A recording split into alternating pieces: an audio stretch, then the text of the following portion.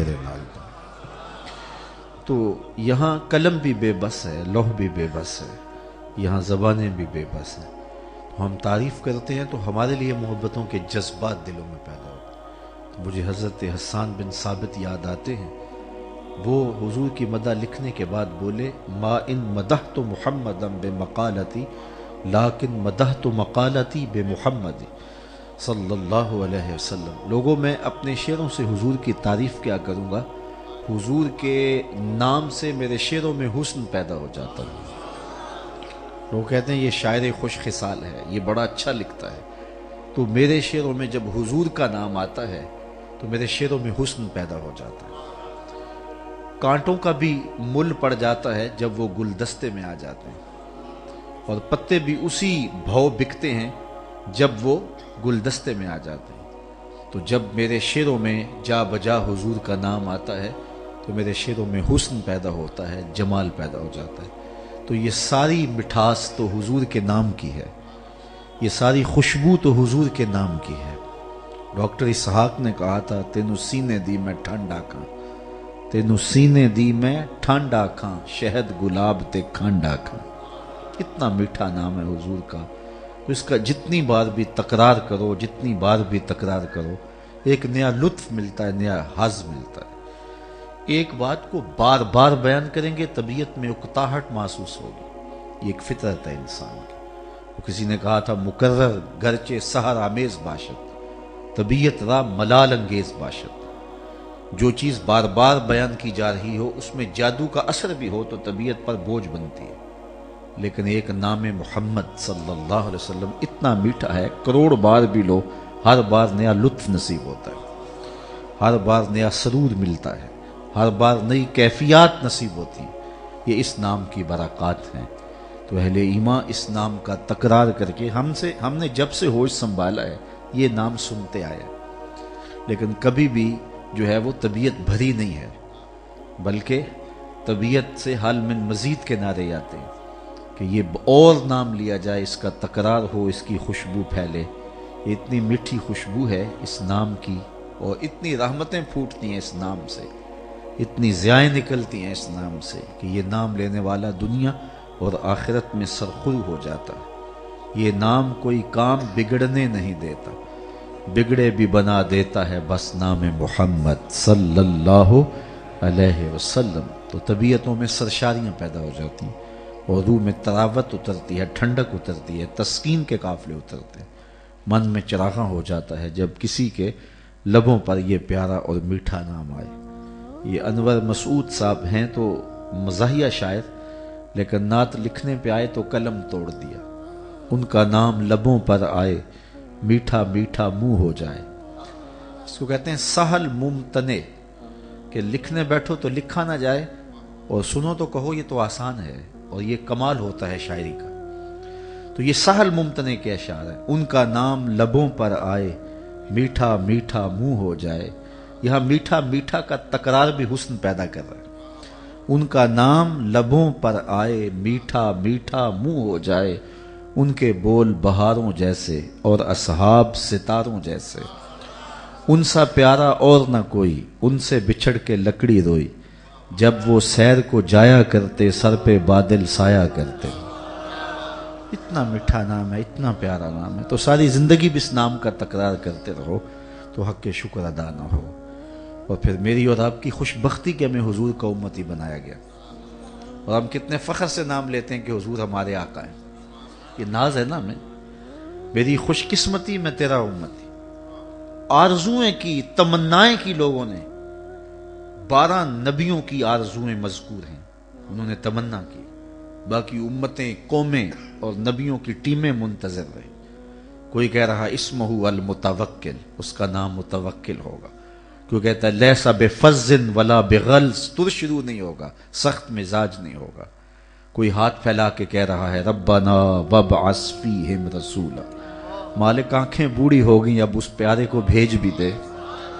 کوئی کہہ رہا ہے مبشرم برسول یاتی من بعد اسمہ احمد، چلو میں نام بھی بتا دیتا ہوں، نام احمد ہوگا، وہ جس کے نام پر داؤد نے نغمہ سرائی کی، وہ جس کے ذکر پر شاہ سلیمان نے گدائی کی، دل یحییٰ میں رہ گئے ارماں جس کی زیارت کے، لب عیسیٰ پہ آئے واز جس کی شان رحمت کے، جو بن کے روشنی پھر دیدائے یعقوب میں آیا، جسے یوسف نے اپنے حسن کی نئے رنگ میں پایا، ندانم آن گلے خنداں چے رنگو بودارت، کہ مرغے ہر چمن آرزوئے او دارت۔ ہر یہی انتظار کر رہا ہے کاش کہ وہ نصیب ہو جائے۔ یار میں نے تو کوئی تکلیف نہیں کاٹی، آپ نے تو کوئی تکلیف نہیں نا سہی، یہ تو ان سے پوچھو جنہوں نے زندگیاں گزار دی۔ بحیرہ راہب ساری زندگی کاٹ دیتا ہے اور روزانہ اپنے مکان کی چھت پہ چڑھ کر راہیں دیکھتا ہے، شب ہجر کی سختیاں کوئی اس سے جا کے پوچھے، تیری راہ تکتے تکتے جسے صبح ہو گئی ہے۔ زندگیاں کاٹ دی۔ حضرت سلمان فارسی رضی اللہ تعالیٰ عنہ صحابہ میں سب سے طویل العمر ہے، 350 سال زندگی پائی ہے۔ اتنی لمبی زندگی کسی صحابی کی نہیں ہے جو حضرت سلمان فارسی کی ہے۔